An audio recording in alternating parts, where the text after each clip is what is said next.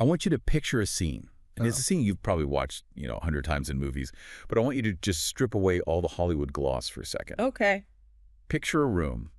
It's dark, obviously. There's the low hum of cooling fans. And there's a person just hunched over a keyboard. Right, the classic archetype, the hoodie, the case of energy drinks, the green text scrolling by at 1,000,000 miles an hour. Exactly that. Mm. But here's the reality of the situation I'm describing. Yeah. This person isn't just typing like random gibberish. They are meticulously, quietly dismantling a billion-dollar company. They're not guessing passwords like 1, 2, 3, 4, 5, 6 or something silly. They are methodically probing the digital perimeter of a huge multinational corporation. Looking for that one tiny crack. Is one. And they find it. Maybe it's a server someone forgot to update 3 years ago. They slip in. Yeah. And they don't just grab the cash and run. They wait. Yeah, that's the scary part, the patience. They pivot. They move from that one forgotten server to the email system, then to the financial database, and finally to the controls of the physical infrastructure. And that is the terrifying part. I mean, it's not just about stealing data anymore, is it? It's about the ability to turn off the lights or to stop a production line or, lock every single file in the organization with a single keystroke. And here is the twist in our little scenario. The person doing this, the person holding the digital knife to the company's throat, they're on the payroll. The fictitious adversary. They are a penetration tester, a professional hired to simulate the absolute worst day of your life just so you can make sure it never actually happens. And that's exactly what we're talking about today. It is. Today, we are doing a deep dive into the grimoire, the spellbook, really, that these professionals use. Yeah. We're talking about Metasploit, the Penetration Tester's Guide, 2nd edition. This book is, and I don't think this is an exaggeration, it's monumental. It really is. In the world of information security, there are tools, and then there are, institutions, and Metasploit is an institution. So what makes this 2nd edition so significant? It's the timing. It drags the original guide, which was, excellent for its time, but definitely aging. It drags it kicking and screaming into the 2020s. I have to admit, when I first picked this up, I was a little intimidated. The author list alone is like the lineup for a heavy metal supergroup of hackers. It essentially is. You have David Kennedy, who founded TrustedSec and Binary Defense. This is the guy who is the technical advisor for the show Mr. Robot. Oh, wow. Okay. So when you see Elliot Alderson hacking something on screen and it actually looks real, That's him. that's because David Kennedy was behind the scenes making sure it was real. That explains a lot. Then you got Mehdi Aroni, the founder of OffSec. Right. And for those who don't know, OffSec maintains Kali Linux. If you have ever seen a hacker's screen in a documentary and it has that distinctive dragon logo, That's Kali Linux. that's Kali. These are the people who build the literal operating system that the entire industry runs on. And then you add Devin Kearns, Jim O'Gorman, Dr. Daniel Graham. I mean, these aren't just academics writing theory. These are the people in the trenches doing the work. So our mission today is to really pull back the curtain. We want to understand not just the tool, this Metasploit framework, but the mindset. We want to understand why organizations pay people to break into their own buildings. Figuratively speaking, of course. And sometimes literally speaking. Sometimes literally, yeah. That's We're going to get into the nitty-gritty of how a break-in actually works, step by step. We're going to talk about why getting in is actually, kind of the boring part. It's what comes after that matters. Exactly. And we're going to discuss the darker side of this, the risks, the things that can go horribly wrong, and why the authors describe writing this book as a masochistic endeavor. I loved that line. It really sets the tone because it tells you just how fast this entire field moves. So let's unpack this. Let's start with the philosophy, because the book opens with a foreword by H.D. Moore, who actually created Metasploit. And he lays out a concept that I think is just crucial for anyone listening to understand. He talks about the difference between compliance and security. This is the fundamental friction in the industry right here. Compliance is a checklist. It's a piece of paper. You have a requirement that says must have a firewall. You go out, you buy a firewall, you plug it in, you check the box. You are compliant. But are you secure? That is the million-dollar question. And H.D. Moore argues that you just don't know. You can't know unless you test it against a real-world scenario. He uses the term guerrilla tactics. That stood out to me, guerrilla tactics. It sounds so aggressive for a corporate IT job. It has to be. Think about it. The defenders, the internal IT team, they are fighting a conventional war. They have rules. They have change management windows. Right. You can only patch servers on Tuesday nights between 2 a.m. and 4 a.m. Exactly. They have budgets, they have meetings, they have bureaucracy, the attacker. The real criminal, they don't have any of that. They're not holding a change management meeting before they hack you. Not at all. They use guerrilla tactics. They look for the single weakest link. They don't care about your rules or your policies. So a penetration tester's job is to adopt that exact same guerrilla mindset. They have to ignore what the company thinks is true about their security and find out what is actually true. And that reality gap, it can be huge. The book lists some of the things these testers have found over the years, and it is just wild. Rogue pornography sites hosted on company servers. Oh, it happens way, way more often than you'd think. But how? Ew. How does that even happen? You're a Fortune 500 company, and you're hosting that. Well, usually it's an employee who sets something up they shouldn't have, or more likely it's a compromised server that some other attacker is using as a host. But because the IT team is looking at the perimeter, the wall, they aren't always looking inside the house. A scanner, an automated program, might completely miss that because technically the server is functioning. It's serving web pages. The scanner isn't designed to judge the content. But a human penetration tester looks at it and goes, whoa, hang on, that should not be here. They also mentioned finding large-scale fraud and troves of sensitive data sitting in the clear. That's the classic aha moment for a pen tester. You break into a network, you're expecting to have to crack all this complex encryption to get the goods, and then you just find a folder on someone's desktop called passwords or payroll backup 2024.xls. And it's just open, not encrypted or anything. Completely unencrypted. Because people, at the end of the day, will almost always choose convenience over security. Yeah. And that is what the human tester finds. They find the human errors. But this guerrilla approach, it isn't without risk. And this is the part of the book that actually made my palms sweat a little bit. They talk about the danger of misplaced packets. This is the nightmare scenario for every professional tester. It really is. Can you explain this? Because to me, a packet is just a tiny bit of data. Yeah. How does one misplaced packet cause millions of dollars in damage? Okay, so imagine you're in a modern office. You have new laptops, new servers. They're resilient. If I send them some garbage data by mistake, they just ignore it. No big deal. Right.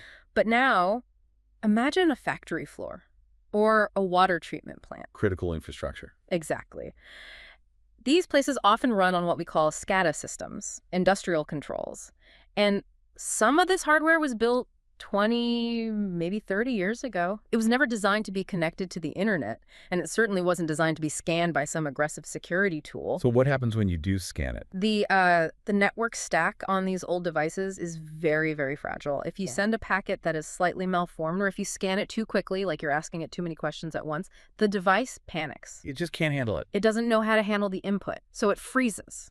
Or it reboots itself. And if that device is controlling a robotic arm on an assembly line, the line stops.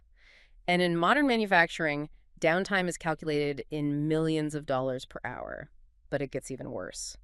The book specifically calls out medical systems. Yeah, that part was dark. Really dark. It is the specific terror of this field.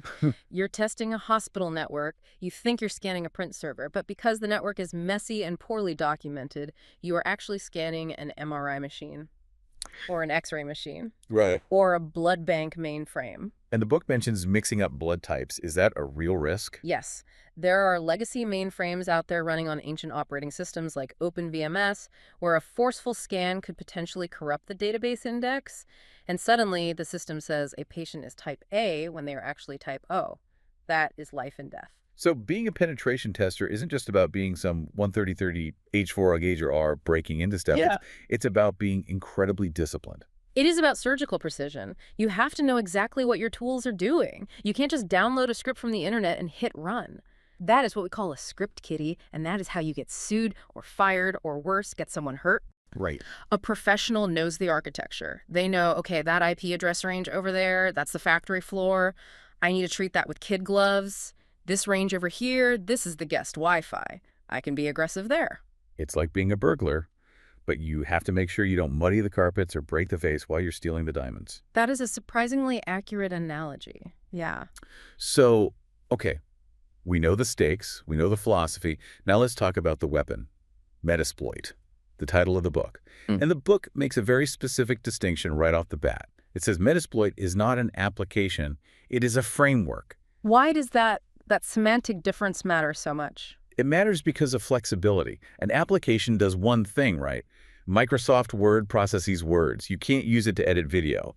If Metasploit were just a hacking app, it would be a button that says Hack Windows. And if that button didn't work, you'd just be out of luck. You'd be stuck. But it's a framework.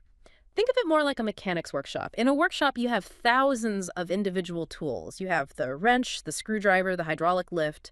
Metasploit gives you the infrastructure, the plumbing, if you will, to handle all the boring stuff. The boring stuff. The network connections, managing memory, encoding the data so it travels over the wire correctly without getting corrupted. Metasploit handles all that automatically so the tester can focus on the important part, the specific exploit, the specific lockpick needed for that specific door. So it automates all the drudgery. Exactly. And it standardizes it. Before Metasploit, if you wanted to run an exploit someone else wrote, you might have to compile C code, deal with all these weird dependencies, debug it for hours. It was a mess. Now you just select the module and go. The book mentions the history here, and I think it's pretty interesting because it touches on that masochistic endeavor comment you mentioned. It was originally written in Perl. Ah, Perl.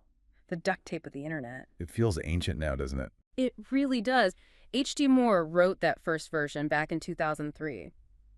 But as the tool grew, Perl just became unmanageable. It's a messy language. It's hard to maintain. So they made a massive decision to rewrite the entire thing from scratch in Ruby. That must have been a complete nightmare. It was. It stalled development for a long time, but it was absolutely the right move. Ruby is cleaner.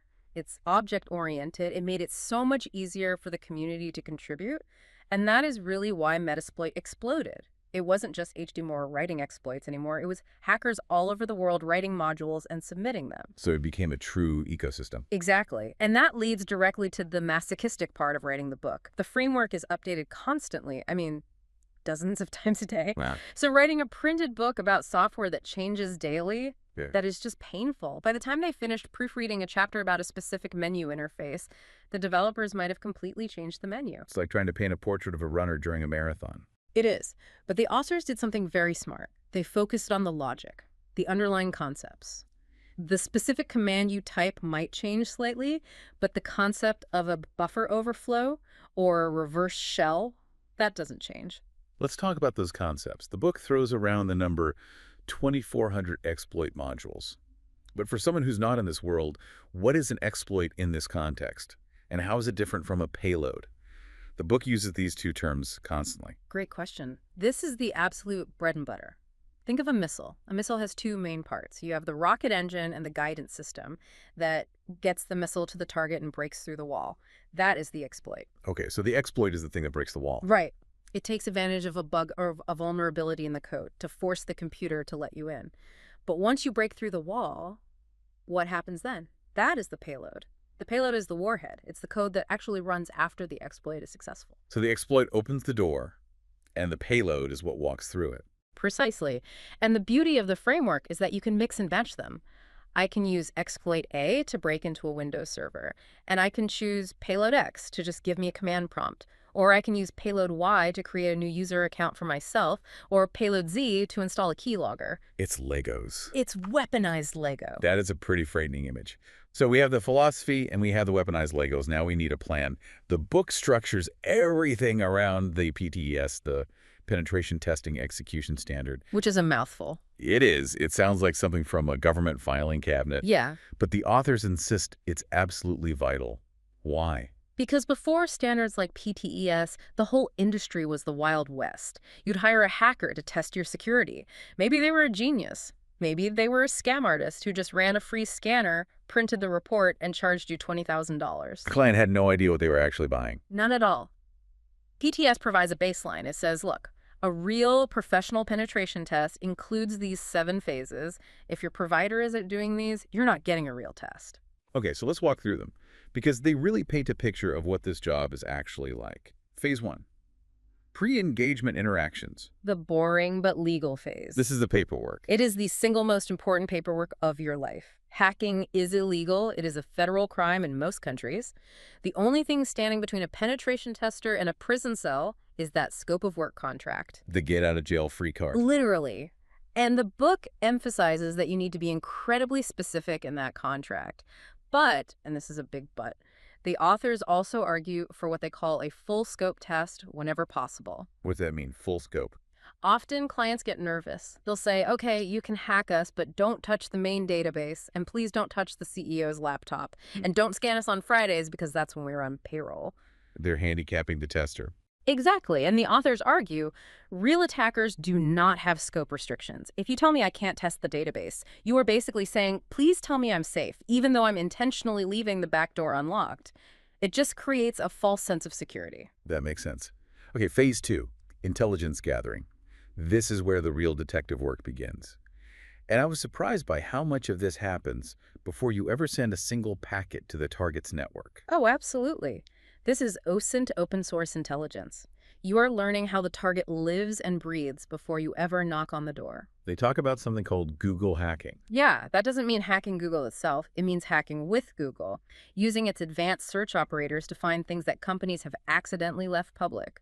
You might find a PDF of the company's internal org chart. You might find a password list that an employee accidentally pasted onto a public forum 5 years ago. And social media must be a huge part of this. LinkedIn is a gold mine, an absolute gold mine. Yeah. If I want to hack a company, the first thing I do is go to LinkedIn. I look for their system administrators. I see what skills they list on their profile. If a sysadmin lists expert in Cisco ASA firewalls, well, guess what? Now I know what kind of firewall they probably use. I know which exploits to prepare. That's That's kind of creepy, but very effective. It is. The book also talks about active recon actually probing the locks. And this is where the concept of noise comes in, which I found fascinating. Yeah, talk to me about expendable IP addresses. That sounds very clandestine. It's pretty simple, really. If I sit at my house and start scanning a bank's servers, their security systems are going to notice a huge amount of traffic from my home IP address, and they're going to block it in about 5 seconds. Game over. Right. So professional testers use cloud infrastructure. I can spin up a cheap server on Amazon Web Services or DigitalOcean for pennies an hour. I use that server to do the noisy scanning. If the target blocks it, who cares? I delete that server, spin up a new one, get a new IP address, and start again. You're like a hydra. Cut off one head and 2 more appear. Exactly. And then there's the opposite concept, background noise. The internet is a very loud place. Every single company is being scanned by automated bots from all over the world thousands of times a day. Just constant chatter. A smart tester knows how to hide in that noise. If you scan very, very slowly over a long period of time, you just look like that normal background radiation. You don't trigger the alarms. Or you do the opposite. The book calls it strategic noise. The distraction play. This is a classic. I might launch a really loud, clumsy, obvious attack against your public web server. Yeah. I want your security team to panic and run over there and put out that fire. Meanwhile, We're doing something else. I'm quietly picking the lock on the VPN concentrator while their backs are turned. Classic misdirection. Look at the left hand, ignore what the right hand is doing. That's the one. Okay, so that moves us on to phases 3 and 4. Threat modeling and vulnerability analysis. This seems like the part where you put all the pieces together. This is where you stop being a robot just collecting data and you start being a strategist. You take all that intel, the open ports from your scans, the employee names, the software versions you found, and you build a battle plan. You aren't just looking for a way in, you are looking for the best way in, the most efficient, the quietest. Which brings us to the moment of truth. Yeah. Phase 5, exploitation. The big Hollywood moment, the I'm in. The dopamine hit. But the book has a huge warning here. It warns against getting carried away. They talk about the rule of precision. Yeah, and this goes right back to the difference between a professional and an amateur. In movies, hackers brute force everything. They just try every key on the keyring until the door finally breaks open. So why is that a bad approach in the real world? It's incredibly noisy. It creates thousands and thousands of error logs. It wakes up every alarm the security team has. And as we discussed earlier, it can crash critical services. A professional uses the rule of precision. You don't fire the exploit until you are 99% sure it is going to work.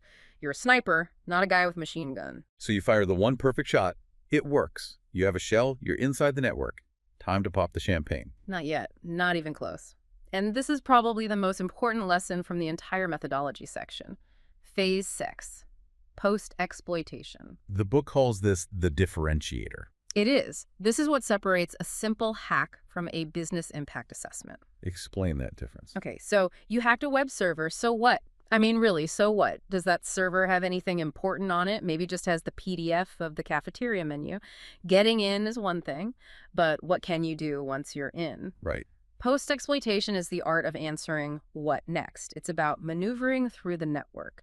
You use that compromised web server as a beachhead. From there, you pivot, you look for saved passwords or credentials and files, you try to jump from the web server to the database server, you try to find the domain controller, the king of the castle. You're looking for the crown jewels of the organization. Exactly. The client isn't paying you to tell them your web server is vulnerable. They already know that. They're paying you to tell them, I used your vulnerable web server to steal your entire customer database and the CEO's emails. That is the difference between a technical nuisance and a business disaster. That makes perfect sense. It's the so what factor. Precisely. Now, we need to shift gears a little. This is the second edition of the book. The first edition came out way back in 2011. I mean, the world was a completely different place then. We didn't have TikTok, and we certainly didn't have the cloud in the way we do now. The landscape has shifted completely. It's a whole new ballgame. Section 4 of the book is all about this modern landscape. And the biggest behemoth in the room here is, of course, the cloud. The whole idea of a perimeter has dissolved. It used to be that a company was a castle. You had walls, your firewalls, and everything inside was considered the safe zone.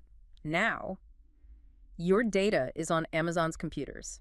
Your email is on Microsoft's computers. Your code is on GitHub's computers.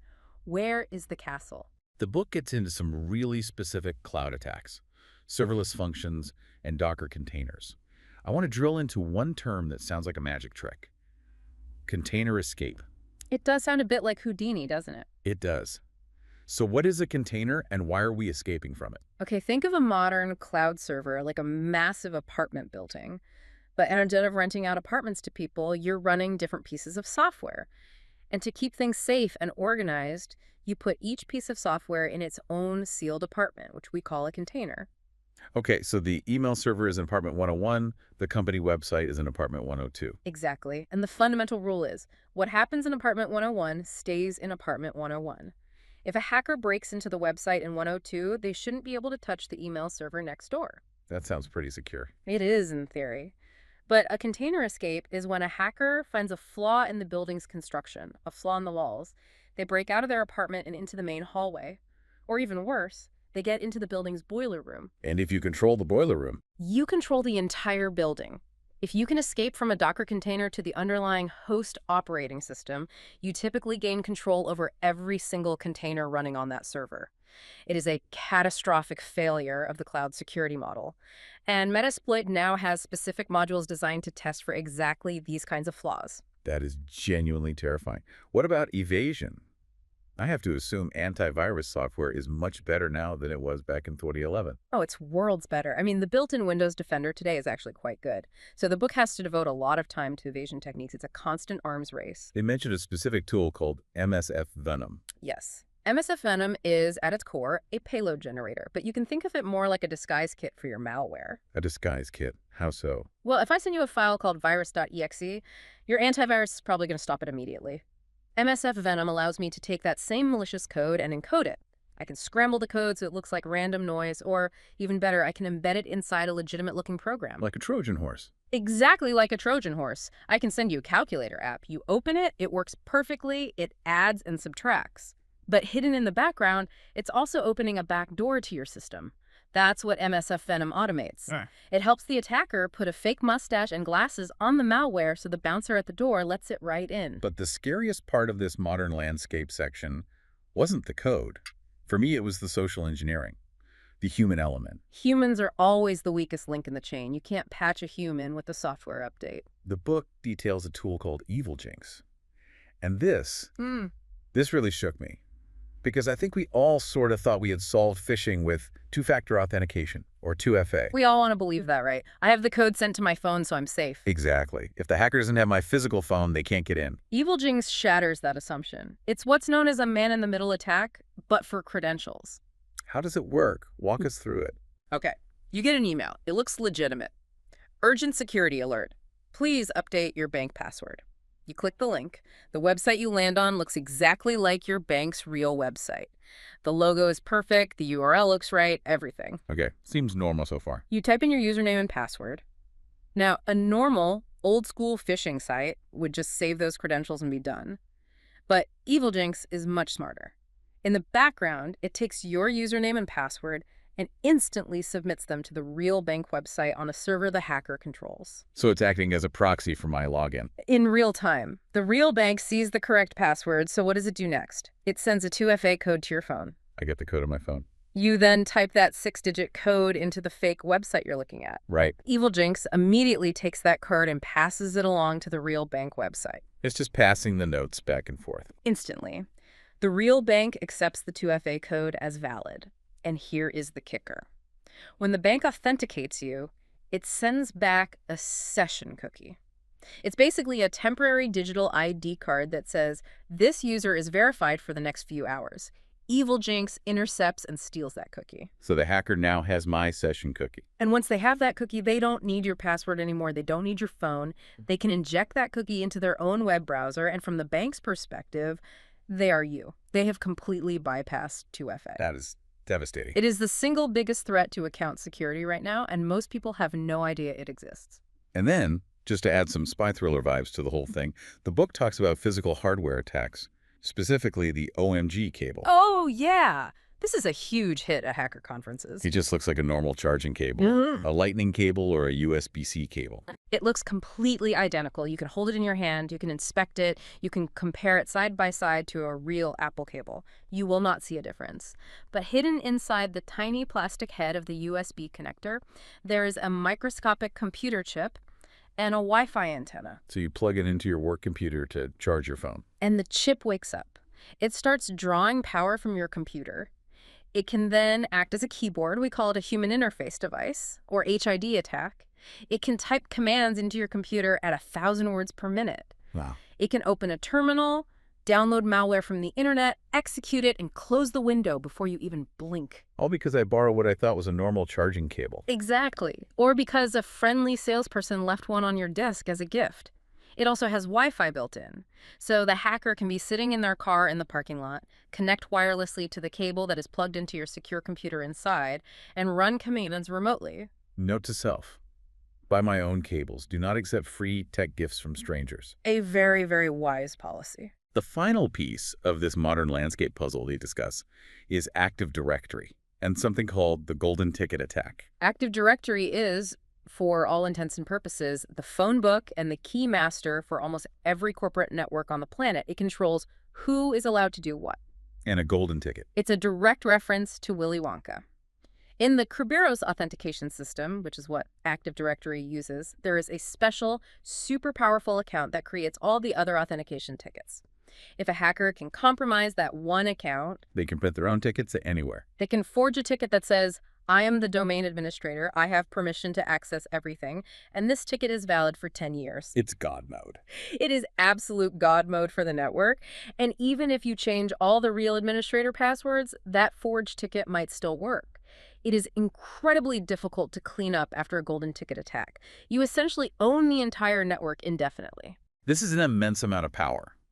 I mean, we're talking about breaking into cloud infrastructure, bypassing 2FA, owning physical devices. Which brings us, I think, to the final and maybe most important section of our deep dive: ethics. The authors are incredibly stern about this, and they absolutely have to be. They call it the Spider-Man rule. With great power comes great responsibility.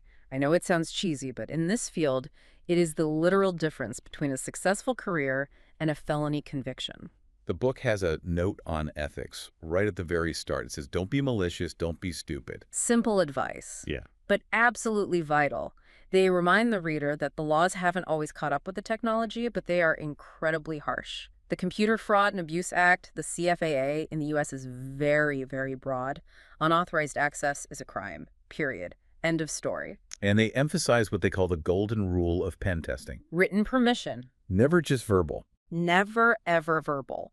If your buddy says, hey, try to hack my Wi-Fi, see if you can do it, and you do it, and you accidentally crash his router, or worse, you accidentally hack his neighbor's Wi-Fi because the signal overlapped, you are liable. You have committed a crime. You need that signed contract. You need a signed scope of work. You need that get-out-of-jail-free card we talked about at the very beginning. Without it, you're just another criminal. I really liked the disclaimer the authors included. It was something like, Our goal is to make you smarter, not to help you get into trouble, because we won't be there to get you out. It's a fair warning. Metasploit is a dual-use tool. It's like a hammer. You can use a hammer to build a beautiful house, or you can use it to break a window. The tool itself doesn't have any morality. The user does. So we have covered the philosophy of the gorilla. We've covered the weaponized Legos of the framework.